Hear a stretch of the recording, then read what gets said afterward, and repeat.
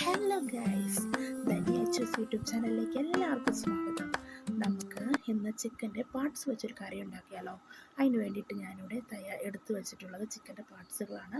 നല്ല കഴുകി വൃത്തിയാക്കി എടുത്തിട്ടുണ്ട്. അതിലേക്ക് നമുക്ക് ആവശ്യമായ വെളുത്തുള്ളി, ഇഞ്ചി, ഉള്ളി, അതുപോലെ തന്നെ വറ്റൽമുളക്, കുരുമുളക് എന്നിവയെല്ലാം ചതച്ച് ഞാനിവിടെ എടുത്തിട്ടുണ്ട്.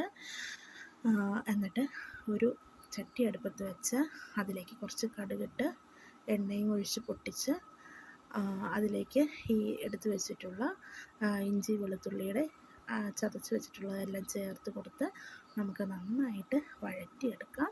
വഴറ്റിയെടുത്തതിന് ശേഷം നമ്മളതിലേക്ക് നന്നായിട്ട് കൈയെടുക്കാതെ നന്നായിട്ട് വഴറ്റണേ. നന്നായിട്ടൊരു ബ്രൗൺ കളറായി വരുമ്പോഴേക്കും നമുക്ക് അതിലേക്ക് മറ്റ് ചേരുവകളെല്ലാം ചേർക്കേണ്ടതുള്ളൂ. ഇതിവിടെ നമുക്ക് നന്നായിട്ട് ബ്രൗൺ കളറായിട്ട് ഇവിടെ കിട്ടിയിട്ടുണ്ട്. അപ്പോൾ അതിൻ്റെ ഇഞ്ചിയുടെയും വെളുത്തുള്ളിയുടെയൊക്കെ ആ ഒരു സ്മെല്ലൊക്കെ നമുക്ക് നന്നായിട്ട് അറിയാൻ പറ്റുന്നുണ്ട്. കുരുമുളകിൻ്റെയും ഒക്കെ നല്ല മണം നമുക്ക് കിട്ടുന്നുണ്ട് കേട്ടോ. അപ്പോൾ അതിലേക്ക് നമ്മൾ ഈ എടുത്ത് വെച്ചിട്ടുള്ള മഞ്ഞൾപ്പൊടി, മല്ലിപ്പൊടി, ചിക്കൻ മസാല എന്നിവയെല്ലാം നമുക്കിവിടെ ചേർത്ത് കൊടുക്കാം. അത് ചേർത്ത് കൊടുക്കുമ്പോൾ നമ്മൾ ശ്രദ്ധിക്കണം, അടിയിൽ പിടിക്കാതെ നോക്കുക. നന്നായിട്ട് ഇളക്കി ആവശ്യത്തിന് വേണമെങ്കിൽ കുറച്ചുകൂടി എണ്ണ നമുക്ക് ചേർത്ത് കൊടുക്കാവുന്നതാണ്. നന്നായിട്ട് ഇളക്കി നന്നായിട്ട് അതിൻ്റെ പച്ചച്ചുവയെല്ലാം മാറുന്നത് വരെ നന്നായിട്ട് ഇളക്കി കൊടുക്കാം. അതിന് ശേഷം നമ്മൾ അതിലേക്ക് കുറച്ച് വെള്ളം കൂടി ചേർത്തൊന്ന് തിളപ്പിച്ചെടുക്കുന്നുണ്ട്. അതിലേക്ക് നമ്മൾ എടുത്ത് വെച്ചിട്ടുള്ള പാർട്സുകൾ നമ്മൾ ചേർത്ത് കൊടുക്കണം. ചേർത്ത് കൊടുത്ത് കുറച്ച് നേരം നമുക്ക് വേവിക്കാൻ വയ്ക്കാം. ഞാൻ അതിൻ്റെ ഒന്നും വീഡിയോ എടുക്കാൻ എനിക്ക് സാധിച്ചില്ല.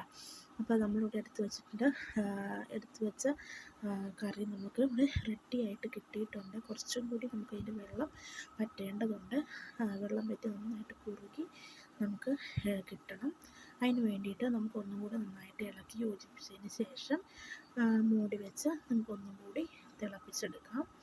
ആ തിളച്ച് നന്നായിട്ട് വറ്റി വരുമ്പോഴേക്കും നമുക്ക് നല്ല സ്മെല്ലോട് കൂടി നമുക്ക് നമ്മുടെ കറി റെഡിയായി കിട്ടും കേട്ടോ. അപ്പോൾ ഇപ്പോൾ തന്നെ നല്ല സ്മെല്ല് വരുന്നുണ്ട്. അപ്പോൾ നമുക്കൊന്നും കൂടി അത് മൂടി വെച്ച് നമുക്ക് ഒന്നുകൂടെ വേവിക്കാം.